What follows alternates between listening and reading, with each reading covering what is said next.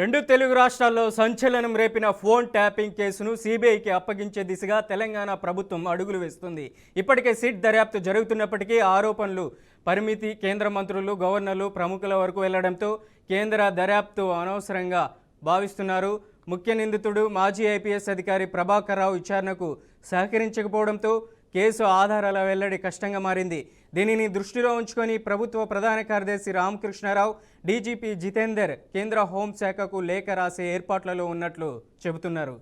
But తెలంగాణలో phone tapping సంబంధించి మరింత సమాచారం అందించడానికి మా ప్రతినిధి సాల్మాన్ ఫోన్ లైన్లో ఉన్నారు. సాల్మాన్, ఫోన్ ట్యాపింగ్ సంబంధించి మీ దగ్గర ఉన్న అప్డేట్ ఏంటి? రెండు తెలుగు రాష్ట్రాల్లో సంచలనం సృష్టించిన phone tapping case Revanth Reddy సర్కార్ అయితే కీలక నిర్ణయం తీసుకోబోతున్నట్లయితే సమాచారం ఉంది. దీనికి సంబంధించి అంటే గత బీఆర్ఎస్ ప్రభుత్వంలో ఫోన్ ట్యాపింగ్ అంటే మావోయిస్టుల ఏరివేత లక్ష్యంగా ఫోన్ ట్యాపింగ్ చేస్తున్నాం అన్నట్లయితే కొంత ఆ యొక్క ఫోన్ ట్యాపింగ్ నిర్వహించారు. ఈ యొక్క ఫోన్ ట్యాప్ సంబంధించి ప్రముఖులతో పాటు అనేక సినీ తారలు, అదేవిధంగా గవర్నర్లు, కేంద్ర మంత్రులు ఫోన్ ట్యాపింగ్ అంటే సొంత పార్టీ బీఆర్ఎస్ అప్పుడు అధికారంలో ఉన్న సొంత పార్టీ నేతల ఫోన్లను కూడా ట్యాపింగ్ చేశారనే పెద్ద ఎత్తున ఆరోపణలు అయితే వినబడ్డాయి. దీనికి సంబంధించి సిట్ దర్యాప్తు అయితే ముమ్మరంగా కొనసాగింది. దీనికి ప్రధాన సూత్రధారుడు మాజీ ఐపీఎస్ అధికారి ప్రభాకర్ రావు నేతృత్వంలో ఈ యొక్క ఫోన్ ట్యాపింగ్ పాల్పడినట్లయితే అనేక ఆరోపణలు అయితే వినబడ్డాయి. అదే విధంగా ఈ యొక్క ఫోన్ ట్యాపింగ్ సంబంధించిన వ్యవహారం అంతా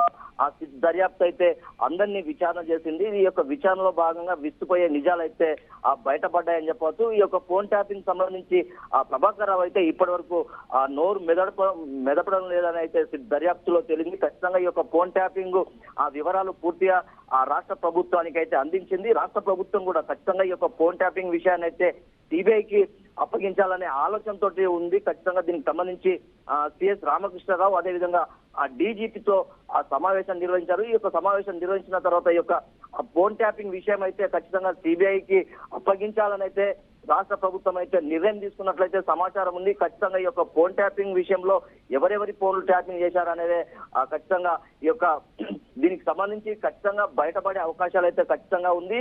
ప్రభాకర్ రావు రాష్ట్ర ప్రభుత్వానికి సహకరించడం లేదు. ఇదే కోణంలో ఈ యొక్క సిబిఐ దర్యాప్తుకు అయితే ఆదేశించినట్లయితే సమాచారం అయితే ఉంది. మనోజ్, సల్మాన్, అలాగే ఐపీఎస్ ప్రభాకర్ రావు గతంలో ఫోన్ ట్యాపింగ్ చాలా వరకు ప్రముఖులను ఫోన్ ట్యాపింగ్ చేసినట్లు ఆధారాలు ఉన్నాయి. ఇప్పటికే తెలంగాణ గవర్నమెంట్ కూడా కీలక డేటాను సేకరించింది. ఇక సిబిఐకి అప్పచెప్పడంతో ఎటువంటి ఇంకా ఫోన్ ట్యాపింగ్ సంబంధించి బాధితులు బయటపడే అవకాశం ఉందంటారు? అయితే ఖచ్చితంగా ప్రభాకర్ రావు మాజీ ఐపీఎస్ అధికారి దీనికి సంబంధించి కీలకంగా వివరించాడు. ఖచ్చితంగా ఈ యొక్క ఫోన్ ట్యాపింగ్ అంటే మావోయిస్టులను ఏరివేత లక్ష్యంతో అంటే ఏ ప్రభుత్వం అయినా ఖచ్చితంగా ఈ యొక్క కొంత అంటే దేశానికి లేకుంటే రాష్ట్రానికి సంబంధించి ఏదైనా కీలక ఆధారాలు వీరు బయట పెట్టే అవకాశం ఉందన్న ఆరోపణలతో అయితే కొంతమంది ఫోన్ ట్యాపింగ్ అయితే చేసే అవకాశం అయితే రాష్ట్ర ప్రభుత్వానికి ఖచ్చితంగా ఉంటది. కానీ ఇలా చేయకుండా ఈ యొక్క ఫోన్ ట్యాపింగ్ పేరుతోటి మావోయిస్టుల పేరుతోటి అయితే గవర్నర్ల ఫోన్లను అదేవిధంగా కేంద్ర మంత్రుల ఫోన్లను లేకుంటే సినీ తారాల ఫోన్లను అయితే జర్నలిస్టుల ఫోన్లను కూడా ట్యాప్ చేశారని అయితే ఆరోపణలు అయితే కీలకంగా బయటపడ్డాయి. ఖచ్చితంగా ఈ యొక్క ప్రభాకర్ రావు ఖచ్చితంగా అంటే గతంలో చూసుకున్నట్లయితే ప్రభాకర్ రావు అమెరికా కూడా వెళ్ళిపోయాడు.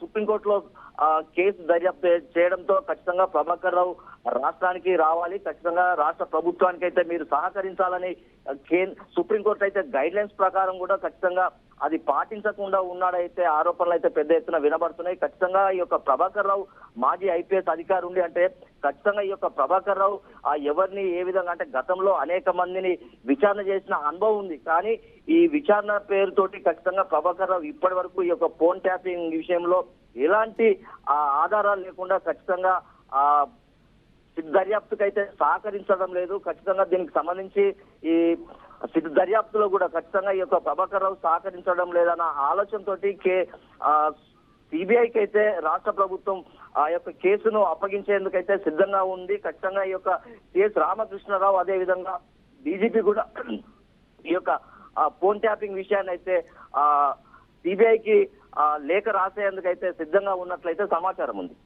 ప్రాథమికంగా చూసుకుంటే అలాగే యుఎస్ నుంచి ప్రభాకర్ రావును ఇండియాకు రప్పించడంలో కేంద్ర ప్రభుత్వం కూడా కీలక పాత్ర పోషించినటువంటి పరిస్థితి ఉంది.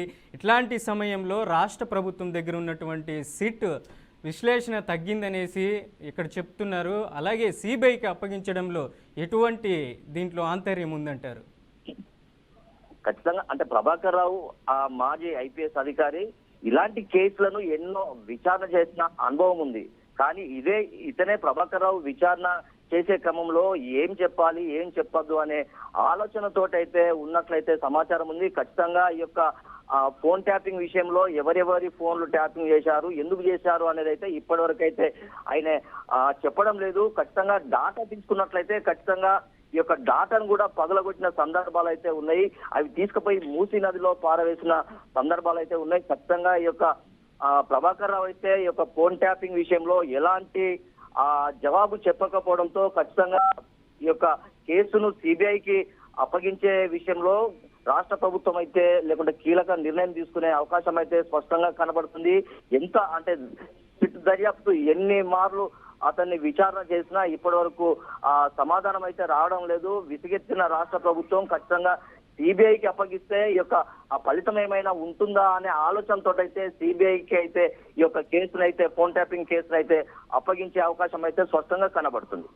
Right Salman, thanks for the update.